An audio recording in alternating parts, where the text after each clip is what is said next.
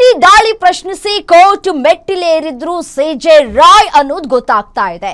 ಆದಾಯ ತೆರಿಗೆ ಇಲಾಖೆ ಶೋಧನೆಯನ್ನ ಪ್ರಶ್ನೆ ಮಾಡಿದ್ರು ಸಿಜೆ ರಾಯ್.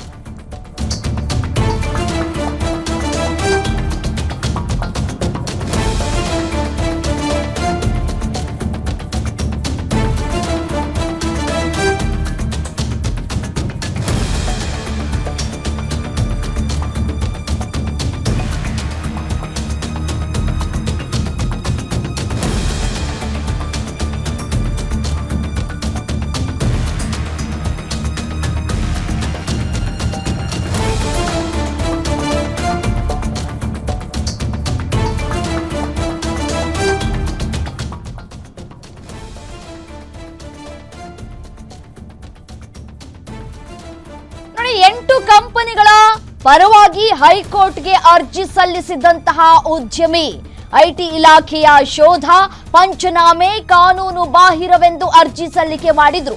ರಿಟ್ ಅರ್ಜಿ ಸಲ್ಲಿಸಿದ 2 ದಿನದಲ್ಲಿ ಅರ್ಜಿಯನ್ನ ಹಿಂಪಡೆದುಕೊಂಡಿದ್ದಂತಹ ರಾಯ್ ಡಿಸೆಂಬರ್ 16ರಂದು ರಿಟ್ ಅರ್ಜಿ ಸಲ್ಲಿಸಿ ಡಿಸೆಂಬರ್ 18ಕ್ಕೆ ಹಿಂಪಡೆದುಕೊಂಡಿದ್ದಂತಹ ರಾಯ್ ಅರ್ಜಿ ವಾಪಸ್ ಪಡೆಯೋದಕ್ಕೆ ರಾಯ್ ಮೇಲೆ ಒತ್ತಡ ಹಾಕಿದ್ಯಾರು? ಒತ್ತಡಕ್ಕೆ ಮಣಿದು 2 ದಿನದಲ್ಲಿ ಅರ್ಜಿ ವಾಪಸ್ಸನ್ನ ತೆಗೆದುಕೊಂಡ್ರ? ಈ ಬಗ್ಗೆ ತನಿಖೆಯನ್ನ ನಡೆಸಲಿಕ್ಕಿದ್ದಾರೆ ಎಸ್ಐಟಿ ಅಧಿಕಾರಿಗಳು. ತನಿಖೆ ಸಂದರ್ಭದಲ್ಲಿ ತಿಳಿಲಿಕ್ಕಿದೆ ರಾಯ್ ಆತ್ಮಹತ್ಯೆಯ ಅಸಲಿ ಸತ್ಯ.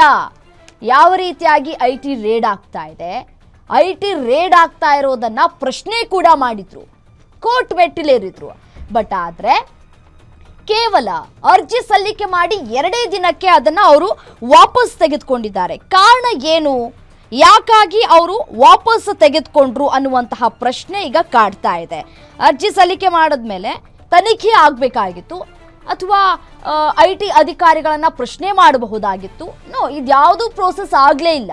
ಸೊ ಕೇವಲ 2 ದಿನಗಳಲ್ಲಿ ತಮ್ಮ ಅರ್ಜಿಯನ್ನ ವಾಪಸ್ ತೆಗೆದುಕೊಂಡಿದ್ದಾರೆ. ಇದಕ್ಕೆ ಕಾರಣ ಏನು, ಯಾರು ಅವರ ಮೇಲೆ ಒತ್ತಡವನ್ನ ಹಾಕಿದ್ರು, 2 ದಿನದಲ್ಲಿ ಅವರು ಅರ್ಜಿ ವಾಪಸ್ ತೆಗೆದುಕೊಳ್ಳೋದಕ್ಕೆ ರೀಸನ್ ಏನಿದೆ ಅನ್ನೋದ್ರ ಬಗ್ಗೆ ಎಸ್ಐಟಿ ಅಧಿಕಾರಿಗಳು ಸದ್ಯಕ್ಕೆ ತನಿಖೆಯನ್ನ ನಡೆಸ್ತಾ ಇದ್ದಾರೆ. ಏನು ಇದೇ ವಿಚಾರಕ್ಕೆ ಸಂಬಂಧಪಟ್ಟಂತೆ ಮತ್ತಷ್ಟು ಡೀಟೇಲ್ಸ್ ಕೊಡ್ತಾ ಹೋಗ್ತಾರೆ crime bureau head SK. Manjunath ದೂರವಾಣಿ ಸಂಪರ್ಕದಲ್ಲಿದ್ದಾರೆ. ಮಂಜುನಾಥ್, ಐಟಿ ದಾಳಿ ಪ್ರಶ್ನೆ ಮಾಡಿ ರಿಟ್ ಅರ್ಜಿಯನ್ನ ಸಲ್ಲಿಕೆ ಮಾಡಿದ್ರು ರಾಯ್. ಅದು ಕೇವಲ 48 ಗಂಟೆಗಳಲ್ಲೇ ಅವರು ಅದನ್ನ ಹಿಂಪಡೆದುಕೊಂಡಿದ್ದಾರೆ. ಇದಕ್ಕೆ ಕಾರಣ ಏನಿರಬಹುದು? ಅವ್ರ ಮೇಲೆ ಯಾರಾದ್ರೂ ಒತ್ತಡ ಹಾಕುವಂತಹ ಕೆಲಸವನ್ನ ಮಾಡಿದ್ರಾ? ಅಂದ್ರೆ ಇಲ್ಲಿ ಕೆಲವೊಂದು ಟೆಕ್ನಿಕಲ್ ರೀಸನ್ ಹಿನ್ನೆಲೆಯಲ್ಲಿ ಅವ್ರು ವಾಪಸ್ಸನ್ನ ತೆಗೆದುಕೊಂಡಿದ್ದಾರೆ ಅಂತಕ್ಕಂಥ ಮಾಹಿತಿ ಲಭ್ಯವಾಗಿದೆ. ಯಾಕಂದ್ರೆ ಇಲ್ಲಿ ನವೆಂಬರ್ 27ನೇ ತಾರೀಕು ಏನು ಐಟಿ ಅಧಿಕಾರಿಗಳು ಇವರ ಕಚೇರಿಗಳು ಅಂದ್ರೆ ಯಾರು ಸಿಜೆ ರಾಯ್ ಅವರಿಗೆ ಸಂಬಂಧಪಟ್ಟಂತ 8 ಕಂಪನಿಗಳ ಮೇಲೆ ಐಟಿ ದಾಳಿಯನ್ನ ನಡೆಸಲಾಗುತ್ತೆ. ಅದಕ್ಕೆ ಸಂಬಂಧಪಟ್ಟಂತೆ ಮೊದಲಿಗೆ ಕೇರಳ ಹೈಕೋರ್ಟ್ ನಲ್ಲೂ ಸಹ ಒಂದು ಅರ್ಜಿಯನ್ನ ಸಲ್ಲಿಸಲಾಗುತ್ತೆ. ಆದ್ರೆ ಅಲ್ಲಿ ಇವರ ಅರ್ಜಿಯನ್ನ ವಜಾಗೊಳಿಸಿ ಏನು ಐಟಿ ಅಧಿಕಾರಿಗಳು ಸಲ್ಲಿಸಿದಂತ ಅರ್ಜಿಯನ್ನ ಪುರಸ್ಕರಿಸಿದಂತ ನ್ಯಾಯಾಲಯ ಇವರ ಒಂದು ಶೋಧನೆಗೆ ಸಂಬಂಧಪಟ್ಟಂತೆ ಗ್ರೀನ್ ಸಿಗ್ನಲ್ ಅನ್ನ ಕೊಟ್ಟಿರ್ತಾರೆ, ಯಾವುದೇ ಅಡೆತಡೆ ಇಲ್ಲದೆ. ಆದ್ರೆ ಇದಕ್ಕೆ ಸಂಬಂಧಪಟ್ಟಂತೆ ಅಲ್ಲಿ ಮತ್ತೆ ಮುಂದುವರೆದ ಕಾನೂನು ಹೋರಾಟದ ಭಾಗವಾಗಿ ಡಿಸೆಂಬರ್ 18ನೇ ತಾರೀಕು ಏನು ಐಟಿ ಅಧಿಕಾರಿಗಳು ಡಿಸೆಂಬರ್ 3ನೇ ತಾರೀಕು ನಡೆದಂತ ಐಟಿ ಅಧಿಕಾರಿಗಳ ಶೋಧ ಕಾರ್ಯಾಚರಣೆ ಏನಿತ್ತು ಅದಕ್ಕೆ ಸಂಬಂಧಪಟ್ಟಂತೆ ಒಂದು ಶೋಧನೆಯನ್ನ ಪ್ರಶ್ನಿಸಿ ಅವರ ಆಪರೇಷನ್ ಅನ್ನ ಪ್ರಶ್ನಿಸಿ ಒಂದು ಅರ್ಜಿಯನ್ನ ಸಲ್ಲಿಸಿರ್ತಾರೆ. ಅದಾದ ಬಳಿಕ ಡಿಸೆಂಬರ್ 18ನೇ ತಾರೀಕು ಇವರು ಸಲ್ಲಿಸಿದಂತ ರಿಟ್ ಅರ್ಜಿಯನ್ನ ವಾಪಸ್ ಪಡೆದುಕೊಳ್ತಾರೆ. ಅದಕ್ಕೆ ಏನು ಕಾರಣ ಅನ್ನೋದನ್ನ ಈಗ ಎಸ್ಐಟಿ ಅಧಿಕಾರಿಗಳು ಇವರ ಪರ ವಕೀಲರಿಂದ ಒಂದು ಮಾಹಿತಿಯನ್ನ ಪಡೆಯುವಂತ ಕೆಲಸವನ್ನ ಸಹ ಮಾಡ್ತಾ ಇದ್ದಾರೆ. ಒಂದು ವೇಳೆ ಏನು ಇಷ್ಟೊಂದು ಬಹುಕೋಟಿ ಹಗರಣಕ್ಕೆ ಸಂಬಂಧಪಟ್ಟಂತೆ ಇರಬಹುದು, ಅವರು ಏನಾದ್ರು ವಂಚನೆ ಮಾಡಿದ್ರೆ ಅದಕ್ಕೆ ಸಂಬಂಧಪಟ್ಟಂತೆ ಕೋರ್ಟ್ಗೂ ದಾಖಲೆಗಳನ್ನ, ಒಂದು ವೇಳೆ ಇಲ್ಲಿ ಏನು ಕೇರಳ ಮೂಲದ ಐಟಿ ಅಧಿಕಾರಿಗಳು ಒಂದು ಶೋಧವನ್ನು ಸರ್ಚಿಂಗ್ ಅನ್ನ ನಡೆಸ್ತಾ ಇದ್ದಾರೆ. ಅದು ಬೆಂಗಳೂರಿನಲ್ಲೂ ಸಹ ಐಟಿ ಕಚೇರಿ ಇದೆ. ಇಲ್ಲಿನ ಅಧಿಕಾರಿಗಳೇ ಅವರು ಕಚೇರಿಗಳ ಮೇಲೆ ದಾಳಿಯನ್ನು ನಡೆಸಿ ಒಂದು ಸರ್ಚಿಂಗ್ ನಡೆಸಬಹುದಾಗಿತ್ತು. ಕೇರಳ ಇಂದ ಬಂದು ಐಟಿ ಅಧಿಕಾರಿಗಳು ಸರ್ಚಿಂಗ್ ಅನ್ನ ನಡೆಸ್ತಾ ಇದ್ದಾರೆ. ಇಲ್ಲಿ ಯಾವ್ದಾದ್ರು ಬೇರೆ ಉದ್ದೇಶ ಇರಬಹುದು ಅಥವಾ ಇದು ರಾಜಕೀಯ ಪ್ರೇರಿತ ದಾಳಿ ಇರಬಹುದು ಅನ್ನೋ ರೀತಿಯಾಗಿ ಒಂದು ಆರೋಪವನ್ನ ಮಾಡಿರ್ಬೋದು.